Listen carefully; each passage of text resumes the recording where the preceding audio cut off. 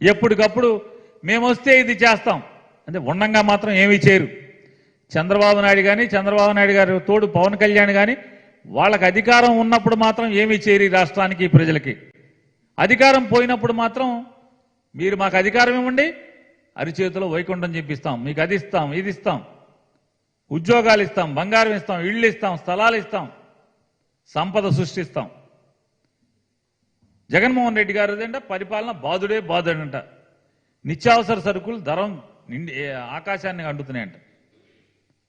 చంద్రబాబు నాయుడు గారిని ఒకటే ప్రశ్నిస్తున్నాం, ఇవాళ మీకు హెరిటేజ్ కంపెనీ ద్వారా మీకు పొందినటువంటి షేర్ల ద్వారా ఏర్పడినటువంటి మీ వ్యాపారం బిగ్ బజార్ అనేటువంటి వెచ్చాలు అంటే కిరాణా సరుకులు, ప్రొవిజన్ స్టోర్ వెచ్చాలు దొరికేటువంటి, వంట నిత్యావసర సరుకులు దొరికేటువంటి బిగ్ బజార్ మీదే.